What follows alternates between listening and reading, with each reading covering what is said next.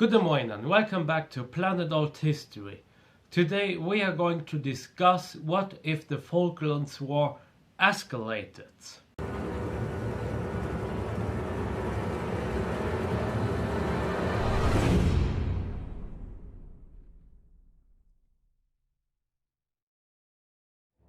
The Falklands War was a war fought between the UK and Argentina. Argentina always claimed the Falklands Island as their own, even per constitution. They are calling it the Malvinas.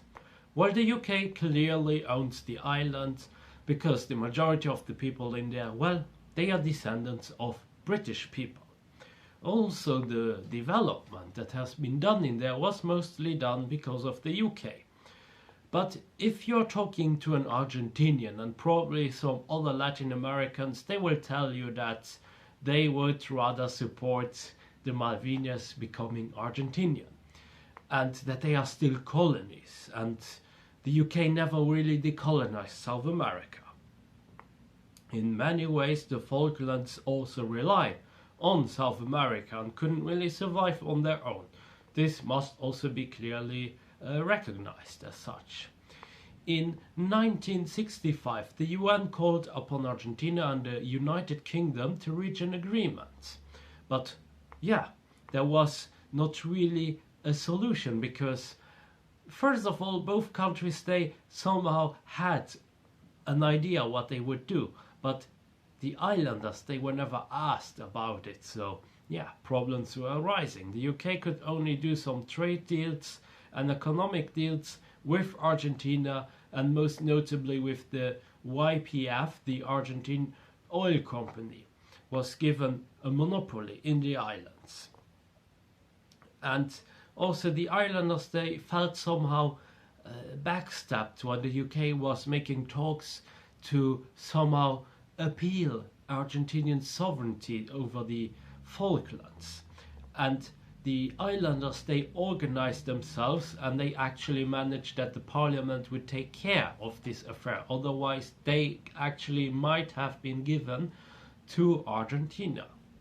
The UK wanted to somehow convince the islanders to an Argentine sovereignty, but well, the islanders, they prefer to be part of the UK.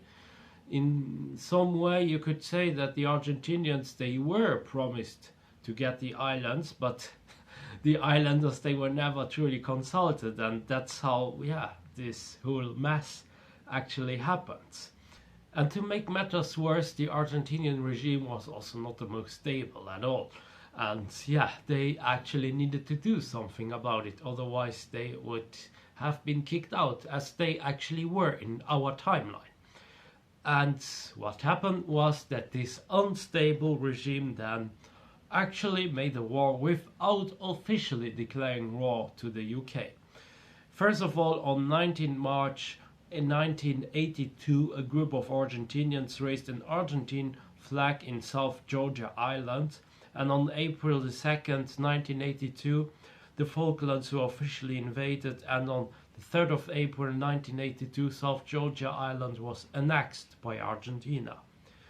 Without going into the specifics, the UK managed to muster up a task force and the invasion was repelled, and at the end of June the Falklands, South Georgia and the South Sandwich Islands were taken back by the UK. But what if all of that changed? What if the Falklands War escalated? The UK had different options on the table. The most obvious one was to muster up a task force, as they did in OTL, but they could also make use of a greater response. And thus it would take some months, a few months, to show up in the southern hemisphere. As long as Argentina doesn't attack any other Atlantic islands, the US would probably just make use of diplomacy. Because some of these islands that are part of the UK but have special rights with the US, they are very important for the US, and also in this context of the Cold War, they were even more so important to them. So as long as Argentina doesn't go and attack other Atlantic island islands, they will be very fine for that matter. Reagan was actually afraid that if Galtieri would be replaced, someone pro-Soviet would suddenly come into the power. And obviously this was not really an option for Reagan. Reagan even asked Margaret Thatcher to not retake the islands. He pleaded for her, but for Thatcher this was not an option. She already mobilized so many soldiers and she couldn't just stop it, you know. In a scenario where Thatcher would make use of a bigger army, the stances of both sides would have been similar, and thus the US will not intervene in the initial phase of this escalation. Argentina could use the consecutive weeks to stabilize their regime, spreading propaganda about winning and getting back their old province, and also in the same time some dissidents, they would disappear. Remember Operation Soberania. Some years prior to the invasion of the Falklands, the Argentinians, they actually tried to invade Chile, but the invasion was called off just before it started. Chile actively supported the UK, but it was not known to the public. It was just a pure speculation, but a very well known speculation. Give it some more time and suddenly it might be discovered, and Argentina would then also blame Chile, and Chile then somehow becomes an active participant in this war, which will immediately lead to a shift of attention from the Argentinian military. Chile would probably not invade beyond the Andes because they would not be able to do so, but they could take some islands around Tierra del Fuego and wait for the Argentinians to strike. Argentina could then ask Peru and Bolivia for their support. While Bolivia was really weak, Peru would have really good cards in such a scenario, and they could probably beat Chile and arrive into Santiago. But in this scenario it won't happen because Ecuador will also intervene later on, which I will explain. The Peruvian army was bigger and better equipped. There was no embargo on the Peruvian army, and the Peruvian army was also less politicized than the army of Chile. Chile's only advantage was that their army was considered professional, and of course the geography. However, with Argentina on one side and Peru on the north with Bolivian support, Chile could probably fall within some months. In OTL, Pinochet probably knew that he wouldn't be able to win anything from an intervention in the Falklands War. But since he supported the UK in OTL, in this alternate timeline he would be considered an active participant due to the length of the war alone.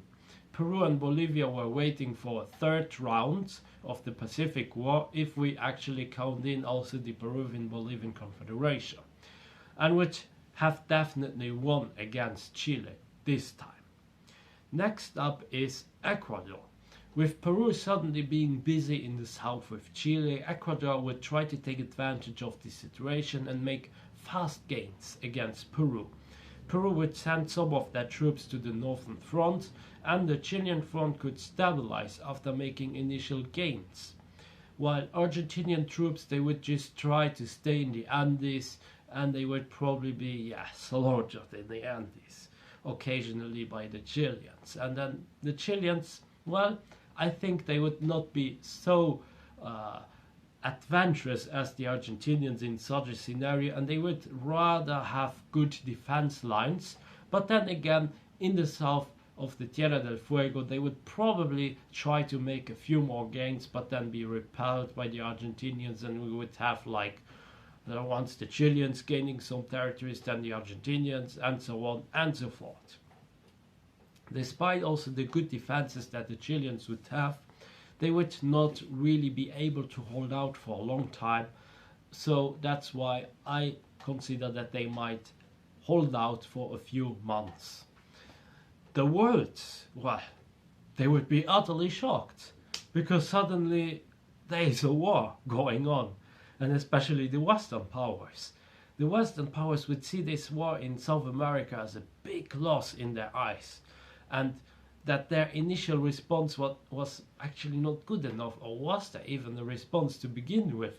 Were they actually having some common sense or some, points where they could say that we have a common point together.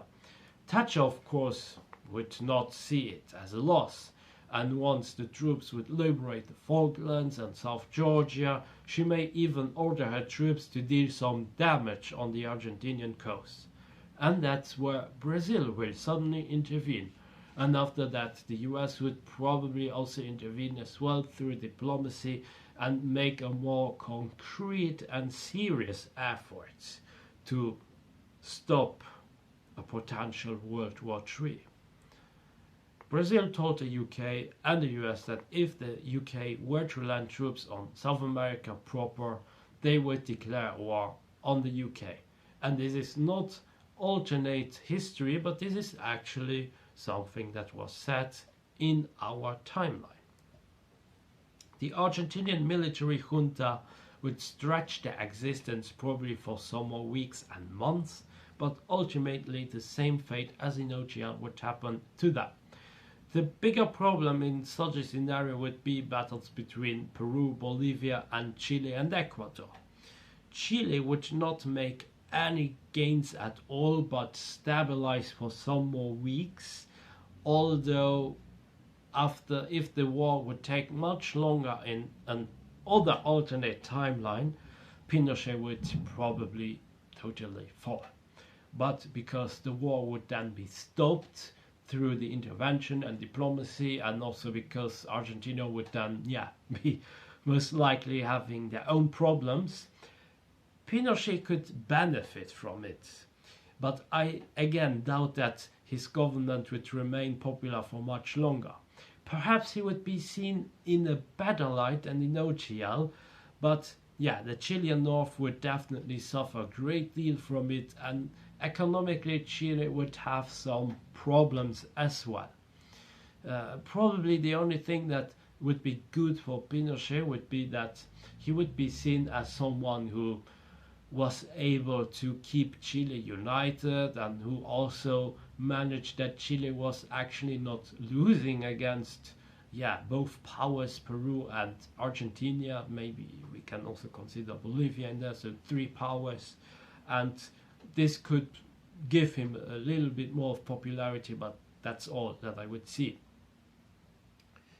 And Ecuador would be able to make fast gains, but I think that afterwards Peru would send more and more troops over there in the front, and they could probably push the Ecuadorians back. But I don't think that Peru would try to somehow decisively beat the Ecuadorians, because again you have the Amazon jungle, you have the mountain ranges, and probably also from the coast they would not have so much resources which they could use, because they would use almost everything against Chile. The UK would accept the reality and not set a foot on South America. Argentina would still get a political change and would in this timeline be forced to recognize the Falklands as British territory, and they would not suddenly change this stance, because they would remember how they were decisively beaten and almost had British soldiers on their soil. Argentina would also have to recognize the claims of Chile, but at the same time Chile would be forced to recognize Peruvian claims over the sea strip that they had, and Bolivia might actually get a port and a sea access without annexing Chilean territories. So they might be able to lease a port perhaps, or they would be able to get a free access somehow through a highway or railway. So there are many ways how this idea could be transformed into a reality. Peru and Ecuador, they would be forced to recognize the Rio de Janeiro Protocol. If the war would really escalate to an ASBL level, only then we could see someone becoming an ally to the Soviets. An escalation in a more realistic way, which I'm proposing with this scenario, would obviously be bad for the Western powers, but many problems, they would somehow be solved. And these problems that we are actually trying to somehow bring into this scenario, they were brewing since very long in South America. In OGL, the dispute between Chile and Peru was just solved a few years ago in 2014. The the problems between Chile and Argentinian claims, well, they still exist to some degree. Argentina still claims the Falklands as their own territory, and it took a 1 month long war between Peru and Ecuador in 1995 to recognize the Rio de Janeiro Protocol of 1942. South America would see certain changes, especially politically ones, whereas countries like the UK and the US would see only minor changes. Reagan may be seen as a less tough president at first, but he would make up for it later on, while Thatcher's political enemies would always debate the question whether such a big force was needed to beat Argentina, or if they could send a smaller task force. And probably this would be another point which would be added up into this legacy of Thatcher, but I don't think that she would be really harshly criticized for it, because, well, Argentina was the one who provoked this war and not the British. And that's where we leave it for now. That's it for today. I hope you enjoyed my video. Be sure to like and subscribe, leave a comment, support me also on Patreon, and join my forum, forum.planetalthistory.ga. Until next time on Planet Alt History.